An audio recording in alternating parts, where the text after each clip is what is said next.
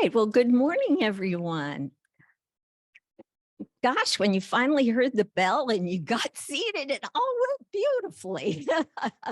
It's hard sometimes to make that transition from our joyfully greeting one another to realizing we are trying to stay on a clock here. So I'm looking at mine and we are in good shape to start our service this morning. It's cold out there. I don't know about you, but it felt like winter when I walked out the door this morning. So we're making all of our transitions about that too. Hold on just a second.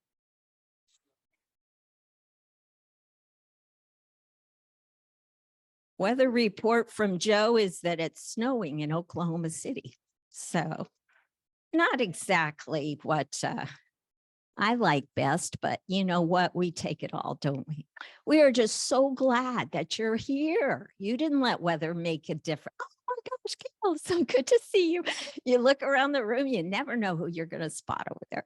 And our Zoom community, we're always glad when you tune in with us and we welcome you. And we are just thrilled that we're gathering together this morning. We are going to be hearing about transitions from life to the next level of life. And Sarah's going to be sharing some wonderful things about that. And for just a brief opening to kind of set the tone this morning, I wanted to share a quick story about a dear friend when I was living in Florida who got seriously ill. She was a mentor to me. She's the reason probably I'm able to do this facilitator gig, because I looked at her when she would do it and her poise and her just warm spirit that drew you in and made you feel so loved and welcomed. I wanted to be that kind of a person. And oh, well, thank you so much. But she was really, really dear to me. And we were close to the same age, and she got very ill and passed away. And I was having a hard time handling that. And at her celebration of life service, I heard this poem for the first time, and it helped me so much. And so I'm going to share it. It's a really quick, of course, my favorite, Mary Oliver, but it's from In Blackwater Woods. And it says, to live in this world, you must be able to do three things: to love what is mortal, to hold it against your bones, knowing your own life depends on it, and when the time comes to let it go, to let it go. And that just helped me so much. So I hope those words help you too. Hopefully, today's meditation will bring you a new, thoughtful, and penetrating understanding in a capsulized version of that simple little thing called life. Amazing how God is within us and brings us together, and it's not by coincidence, it's by God's hand that this meditation goes along with the whole of today's program. Henry David Thoreau marched to his own drumbeat, caring not what others thought of him. What about you? What about me? We are human and we are perfect in the eyes of God. How do we see ourselves in the eyes of others? Is it important? Who is to judge? Certainly not ourselves. We humans are born with an innate sense of self, thereby assuming the center of our universe. With assurance, we espouse a singular focus, revealing a self-centered grandiosity. We are impelled to march to our own drumbeat, and that philosophy supports our instincts to listen to our music and ignore emotions that struggle to emerge. We encounter meaningful horizons, allowing us to discover joy, happiness, and love. We expand the depths of our own souls and continually search for our identities.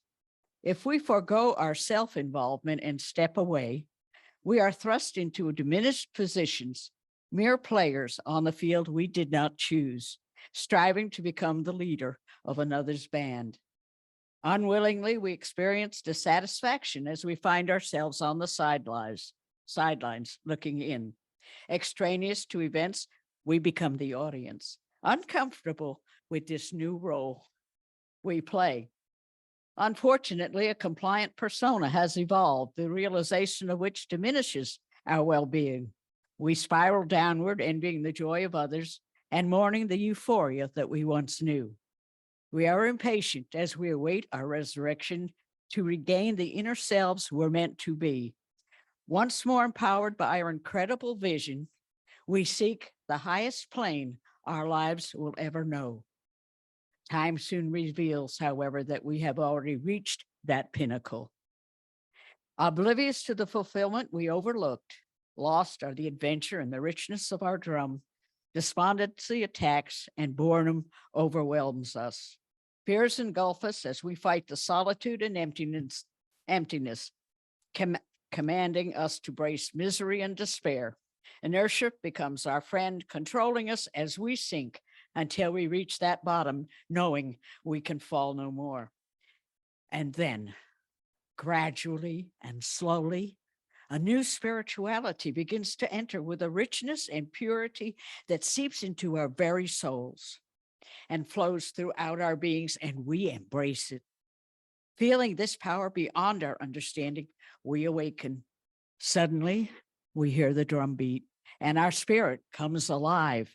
We rebound with greater wisdom and experience. We find dormant resources that lie deep within us, and our search brings us an abundance of love beyond ourselves. And we accept with gratitude the always love of God. And all of this is captured in a lifetime or within a single day.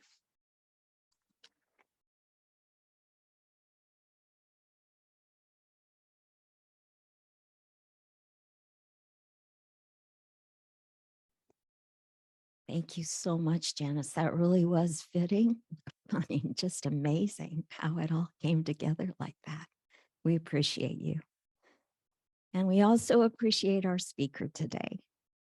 Sara McFall is no stranger to Morningstar, no stranger to Norman.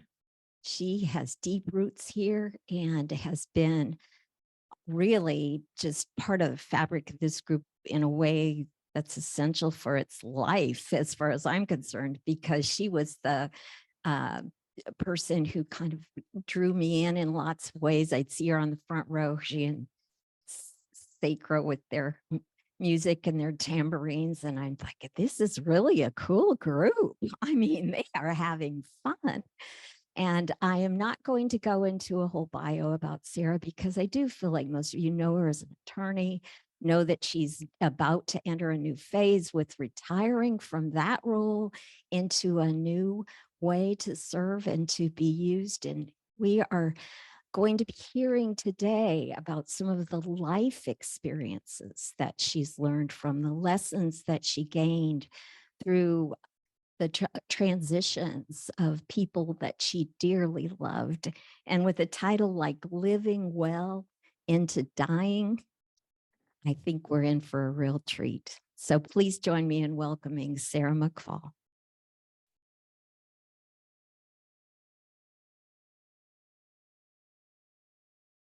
Thanks, Midge.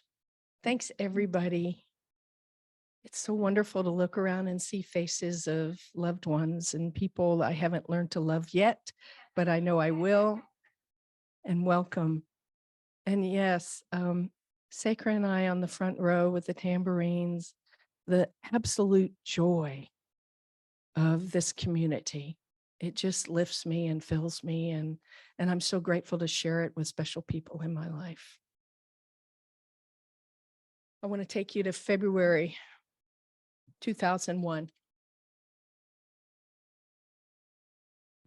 As the topic described, I've had the privilege of being with a couple of loved ones in my life who've made their transition, and they were so vastly different. And it's kind of catapulted me into thinking about my life and how I want to live it and embrace it And as Janice so amazingly, concluded in her meditation, that will be the launching pad, for the next one. February of 2001. I was afraid when she called me. I didn't know how to respond to her request. My dear, gentle, loving sister, Suzanne, was dying. She wanted me to help her. She was thoughtful and accepting of the uncertain process ahead of her. And her calm in that moment confounded me. I was uncertain. I knew all I could do was just be present for her. And I prayed that I could be there during the whole journey and that I could be enough. She wanted to die at home, and she was 1,600 miles away. I went and I got her, and we traveled those miles together. We knew what the mission was, for her to get home to her children, to her own bed, to her favorite flannel sheets. We planned her service along the way, wrote her obituary. We laughed. Oh my God, as sisters laugh, that deep belly laugh. And we cried, and I listened. And she described the joys in her life with a savoring that was just so magical. She had been diagnosed with cancer at 42 and lived with multiple recurrences and treatments, and now was at the end of her physical life at 57. Her youngest child had just turned 18, and I think she felt she could let go. Her mind was open and clear. She had done the inner work. And on that final day, she was mostly lucid into the evening. And it was only in the last few hours when she slipped into that nether world. That's that place. I couldn't follow her, but I could see, I could feel her spirit relax. I could feel it release. She began to say prayers. Hail Mary, full of God, the Lord is with thee. Blessed art thou among women. I watched until that last breath, and then that magic of silence just washed over me. I felt like a wave of energy, like a door closing. Whoosh. It was like a curtain had moved. She was present, I knew, in the room, and she watched over her children as they cried in their grief. And I saw for a moment that threshold, that magical doorway of being in two places at once. It felt as if the veil had lifted, the spirit had allowed me to see that thinning boundary between life and death. And it felt fleeting, but it felt warm. It felt magic. And that memory is a precious gift to me. And I knew then, because I hadn't known, dying is holy. It's a holy process if we can make it that way. So many times around us, we lose control. And we don't have the ability to orchestrate our own transition. In our culture, we don't make it easy to talk about the final journey. We don't make it easy to talk about that word death.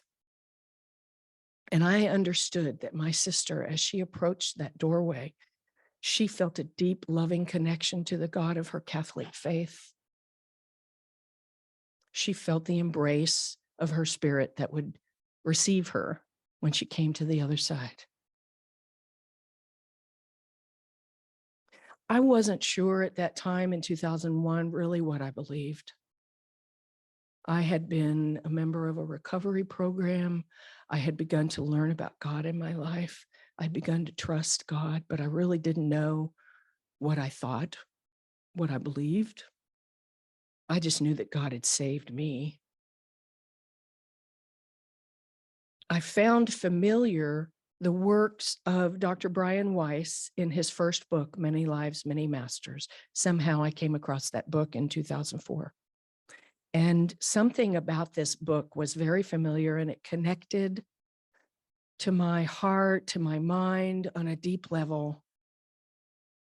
And I began to ask some new questions at that time in my life in 2004. Some of the topics that he raised and some of the profound experiences that he described in his book felt like home. So during his research into past lives using hypnosis, Dr. Weiss encountered the entities who he called the masters. They greet souls between lives. Of them, he asked this question: do we choose the time of our passing? The answer came through his hypnotized patient who channeled the masters, and her answer was yes. We choose when we will come into our physical state and when we will leave. We know when we have accomplished what we were sent here to accomplish. We know when time is up and you will accept your death. The master continued, for you will know you can get nothing more out of this lifetime. But when you have time and rest and your soul is re-energized, you are allowed to choose your re-entry back to the physical state. That was hope for me. The voice of the master was able to speak of death to Dr. Weiss without hesitation. And to Dr. Weiss, he described the voice was warm, filled with love, detached, universal, blissful, and vaguely familiar to him. When he sought the intimate details from the masters, the answer was instead what he said sounded to him like a love poem. When you accomplish what you have been sent here to accomplish, then your life is complete. But not until then.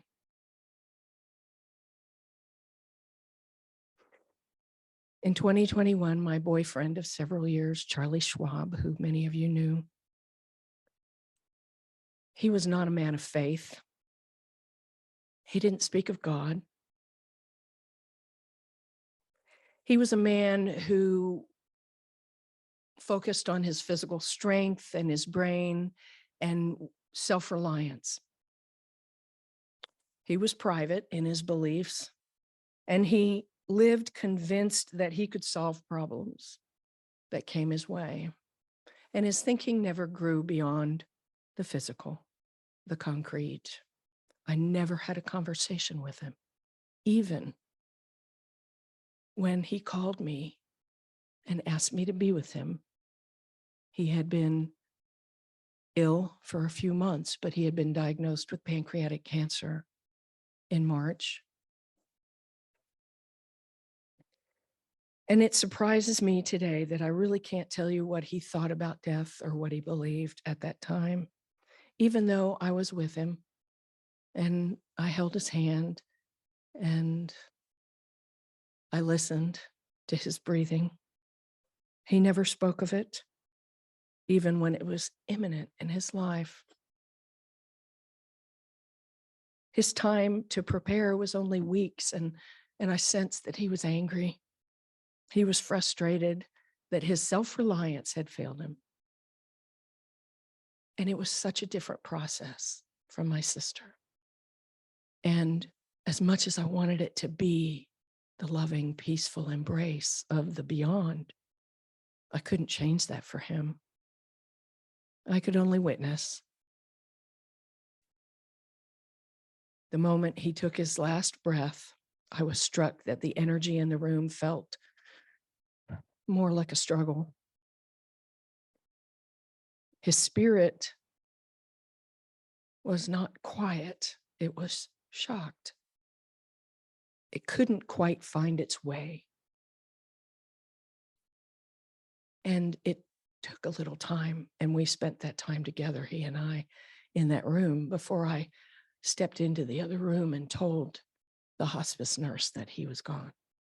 But I just let him have that time so he could settle.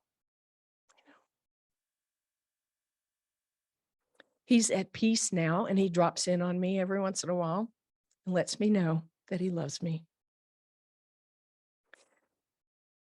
So I think when we confuse our souls with our bodies, our views are corrupted. We come to think that life of the senses matters, that physical gratification and accomplishment makes life good. We do best when we take maybe a slightly different path, when we engage in philosophical reflection, when we engage in introspection. Because I've come to believe that those who remain attached to the physical world are saddened as death severs those ties. Many wise thinkers and writers have given us much to think about and have offered their opinions about the now, the here, and the beyond. For Socrates, he opined, such a legal word, that the death of the body is something we should welcome, that unlike our bodies, we ourselves are immortal. Death frees us from the limitations imposed on us by this physical world. Now, he didn't have a whole lot of grounds for this assumption, but one argument that he developed, he writes, started with his belief that we know things in this life that we didn't learn here. So his assumption was that the knowledge that we didn't acquire by experience came with us. From this, he concluded that we existed prior to this lifetime, and that in his opinion, since we didn't have a physical form prior to birth, but we had awareness, that actually we are souls and we are only precariously tethered to this physical body. That feels pretty good to me. You know, in the Bible, it talks about resurrection. It doesn't talk much about reincarnation. And I read during my research that there had previously been references to reincarnation in previous lives in the Bible, but that there had been an excising of that reference in that book so that the people would not believe that they actually had extended power to manifest their life. In 1 Corinthians, it says, "So it will be with the resurrection of the dead. The body that is sown is perishable, but it is raised imperishable. It is sown in dishonor, it is raised in glory. It is sown in weakness, it is raised in power. It is sown a natural body, but it is raised a spiritual body." One of the other wonderful writers that we're blessed to have his thoughts about death and life was Rumi, 13th century Persian poet from Afghanistan, a mystic, magical writer. Rumi's poetry about death offers insights that can be applied for those looking for meaning in life and also can be applied for those who are grieving.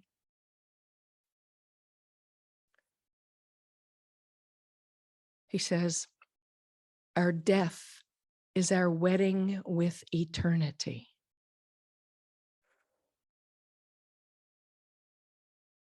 He says, before death takes away what you are given, give away what there is to give. And he says, die happily and look forward to taking up a new and better form. Like the sun, only when you set in the west can you rise in the east.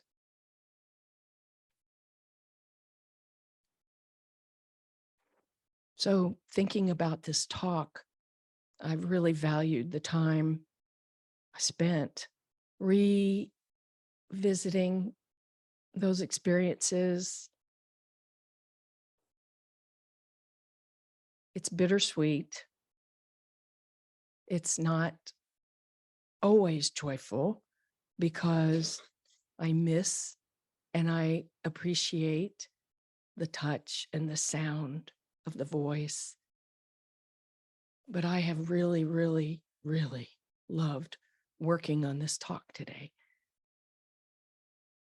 I get so busy with my life and with living that I forget this common experience we will all share. Every one of us. We have all shared the gift of birth. Every one of us. We will all share that gift of death together, separate. Death is what motivates us toward achieving our goals. It helps us to appreciate our loved ones now. And all the research that I read about death and dying and people who talk about it on their deathbed. What are the most important things in your life?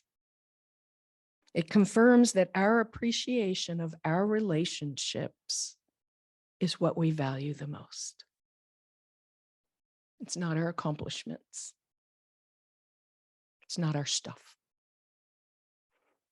And it's our marching towards death that gives us the opportunity to consider how we want to live.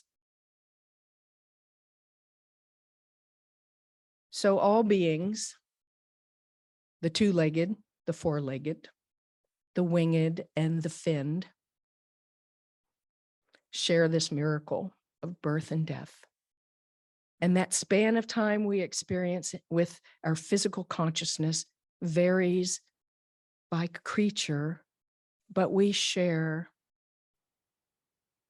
what we call the in-between life.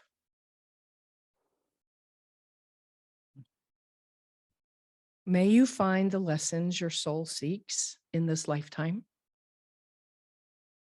May you know love and deep connection. And may, at your death, may you have a joyous relief and celebration. And may those who love you feel that joy with you. And Kahil Gibran, who wrote The Prophet, spoke on death. And he said, but how shall you find it unless you seek it in the heart of life?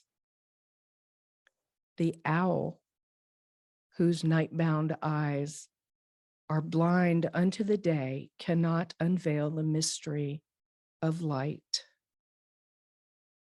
If you would indeed behold the spirit of death, open your heart wide unto the body of life. Open your heart wide and live your life and hug your loved ones. Thank you.